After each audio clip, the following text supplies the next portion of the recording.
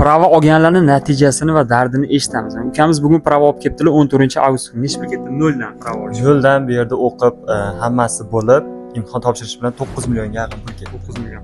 Demak, nazariy imtihonga 1,5 million, amaliy imtihonga 1,5 million bittada o'tdingiz. O'qish vizalari bilan 6 million, 9 million общий narx ketdi bitta prava olishga. Ortiqcha xarajat bo'lmadi. O'quvchimiz ham mana BC toifasini beruvchi sertifikatni bittada olib kelibdilar. Yiqilish bo'ldimi sizda ham? Bittada ikkalasidan ham o'tdingiz. Hammasi. Necha pul ketdi? Bizga ham 9 million ketdi. Bittada o'tdi ham nazariy. Bular ham mana prava olib kelganlar. Sizga ham shunaqa ketdi? Necha pul ketdi? Prava. Faqat to'g'risini. 10 millionga yaqin ketdi. 10 millionga yaqin. Imtihondan yiqilish bo'ldimi? Siz kursda tayyorlangansiz? Kursda o'qiganman. Bittada o'tdingiz.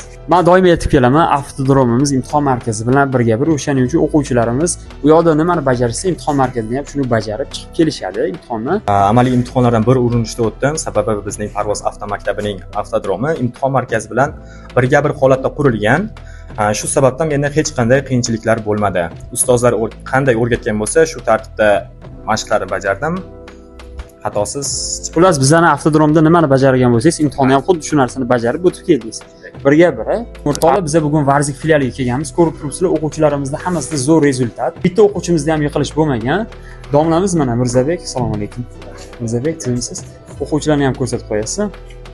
Bizda o'quvchilar darsxonasi to'la holatda mana shunaqa dars o'tiladi. Hozir narigi xonaga o'tamiz. U yoqda imtihonga tayyorlov kursimiz bo'lyapti. Bizda o'quvchilar nimaga bir urinishda imtihon o'tishini asosiy sababi biz o'zimizda birinchi ichki imtihon qilamiz. Ichki imtihonda tayyor bo'lib, imtihonga tayyor bo'lsa, keyin olib boramiz. Yo mana test xonamiz, o'quvchilarimizni ertaga imtihonga tayyorlab olamiz. Bizda birinchi ichki imtihon olinadi. O'quvchi imtihondan o'tsa, ichki imtihonimizdan 3 kun ketma-ket ichki imtihon olinadi. Ichki imtihonni o'ta olsa, keyin imtihon markaziga borib imtihon topshiradi. O'shaning uchun bizning o'quvchilarimiz bitta urinishda barchalari imtihondan o'tib kelishadi. Buni siri ham shunda.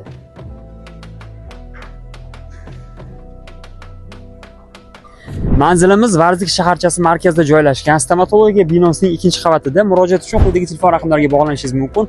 Qoraqo'rg'on, Karkidon, Varzik shaharchasida istiqomat qiluvchilar bemalol kelib, haydovchilik guvohnomasini hech qanaqa muammolarsiz va ortiqcha xarajatlarsiz bir urinishda qo'lga kiriting.